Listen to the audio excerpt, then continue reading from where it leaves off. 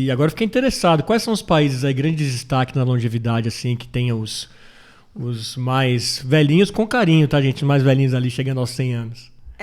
Daí, sem dúvida, Japão. Tá, Né? Japão, aliás, daqui a gente pode falar mais para frente, tá mas bom. o Japão daqui a pouco vai estar com um problemão que ele vai estar descendo a curva de crescimento, ele vai estar na curva de decrescimento populacional.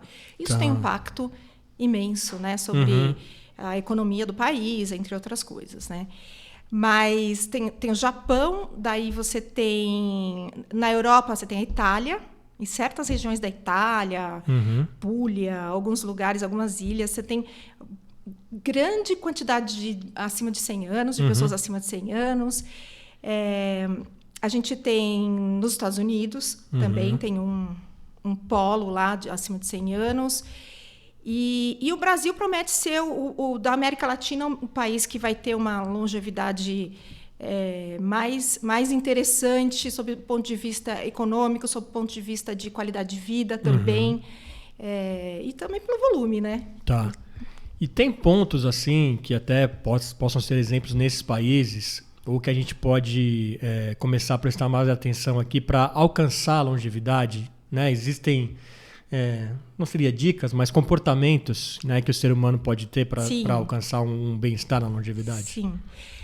Existem muitos estudos sobre isso, inclusive um mega interessante que tem uma região não, são alguns locais do mundo que compõem o que eles estão chamando de Blue Zone, que são essas pessoas acima de 100 anos, acima de 95 anos, a grande quantidade, que vivem muito bem, né? Então tem na Itália, tem nos Estados Unidos, Japão, tem vários locais do mundo. E aí, o que eles veem em comum? Além desse Blue Zone, todos os estudos, tudo que se observa. Não passa daquilo que a gente já conhece. A alimentação boa, né? E muitos deles têm uma alimentação rica em proteína, carboidrato ok, mas muitos vegetais, uma dieta muito próxima da mediterrânea. Tá. Isso em todas essas localidades. Então, a alimentação, e daí vem os pilares do envelhecimento ativo, que a Organização ativo, tá. Que a Organização Mundial de Saúde, ela determinou não, mas ela recomenda que os países, que as sociedades mundiais comecem a adotar essas práticas que elas chamam de pilares para um envelhecimento ativo, que são o estímulo físico.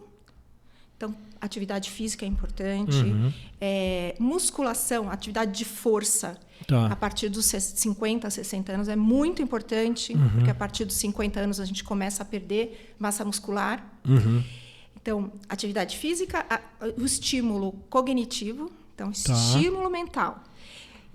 Quando a gente está na nossa vida ativa de trabalho, antes de uma aposentadoria, a gente faz muito isso, né? A gente pode ir além e adotar alguns outros hobbies, algumas coisas bacanas que são importantes. Sei lá, jogar xadrez, jogo de memória.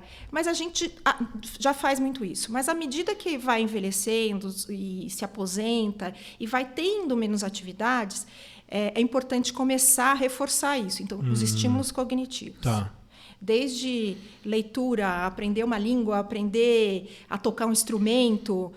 Tudo isso é importante. Porque deve ser um baque, uma transformação muito bruta, né? Você está no dia a dia ali pensante, de repente você está parado em casa, com muito menos estímulo, né? É bem isso.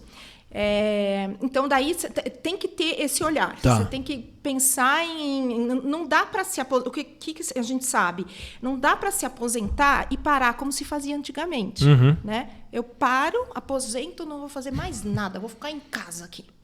Isso é péssimo. Né? Você tem que buscar outras atividades de socialização. E aí o outro pilar é a socialização. Então, você ver gente, ter uma rede de amigos... É importante, a família, e manter isso, e nutrir.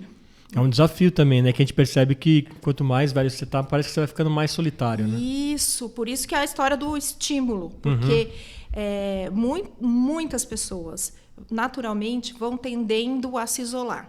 Né? A ficar com menos pessoas, a ter menos amigos... a sair menos, e é o oposto que a gente tem que fazer. Tá. Então, o cognitivo, o físico, o social, Tá. e se manter aprendendo. Tá, muito bom. Então, aquela história, não, eu já estudei, Já sei de tudo. fiz faculdade, já aprendi uma língua. Não, é importante você se manter ativo, aprender qualquer outra coisa. Tá.